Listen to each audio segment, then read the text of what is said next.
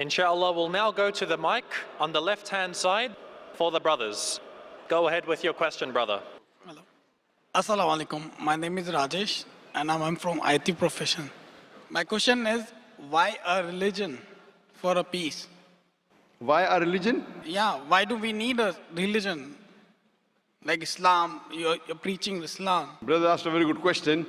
That why do you need a religion? Like Islam or any other religion?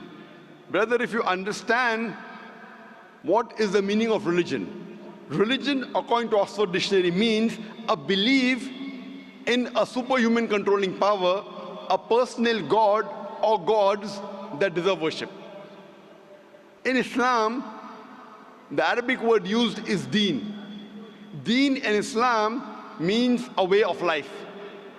So you asked me the question that why do you require a way of life? And why do you require to understand, as Oxford Dictionary says, religion means believing in God. So why do you have to understand God? The reason is that, brother, normally when you get a machine, if you get a machine, maybe a complicated machine, along with it you get an instruction manual. I'm asking the question, why do you require the instruction manual? Why? Why, brother? To understand. To understand, because you don't know the machine. If you allow me to call the human being the machine, you'll have to agree it is the most complicated machine on the face of the earth. So don't you think this requires an instruction manual? The last and final instruction manual for the human being, it is the glorious Quran. Like how you have the instruction manual written by the producer of that equipment, or the manufacturer, or the inventor. Our manufacturer, our producer, our creator is Almighty God. So He knows what is best for the human being. So based on this, Almighty God has given the rules and regulations. For example, when you buy a DVD player, it tells you if you want to play the DVD, insert the DVD, press the play button. If you want to fast forward, press the FF button. If you want to skip, press the skip button. If you want to stop, press the stop button. Don't drop it from a height, it will get damaged. Don't immerse it in water, it will get spoiled. There's the instruction manual. Similarly, Allah subhanahu wa ta'ala in the last and final instruction manual, the glorious Quran, has written the do's and don'ts for the human being. And Almighty God has only sent one religion. Allah says clearly in the Quran in Surah Al-Imran chapter 3 verse number 19, Inna Diina Indallahi al-Islam. The only religion acceptable in the sight of Almighty God is Islam. But by the passage of time, whenever Almighty God sent an instruction manual, the manual in passage of time, it changed.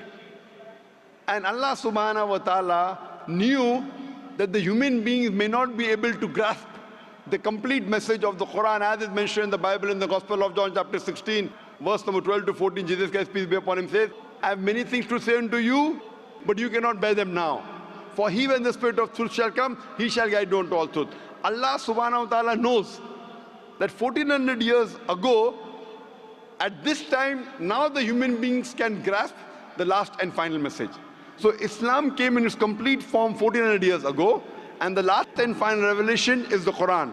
All the previous revelations, the basic message was the same: believing in one God, worshipping the true God, who does not have any image, doesn't have any idol, you have to prostrate. The basic message was the same. But because there were changes in the scriptures, Almighty God revealed the last and final revelation, the Quran. And Allah says in the Quran in Surah Hijr chapter 15 verse number 9, that I have revealed the Quran and I will guard from corruption. Now because this is the last and final revelation, Allah takes it upon himself that he will guard it from any corruption. So that's the reason today, all the human beings in the world should follow the last and final messenger, Prophet Muhammad, peace be upon him, and last and final message, the glorious Quran.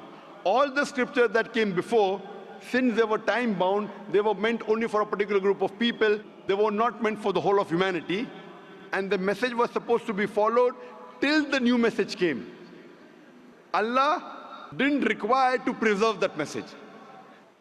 When the last and final revelation was revealed, and since no other revelation is going to come, Allah takes it upon himself to preserve it, and it's not only meant for the Muslims or the Arabs, it's meant for the whole of humanity, irrespective whether you're staying in Dubai, India, Pakistan, Saudi Arabia, America, UK, Canada. All the human beings in the world should follow the last and final revelation and the last and final messenger, Prophet Muhammad, peace be upon him.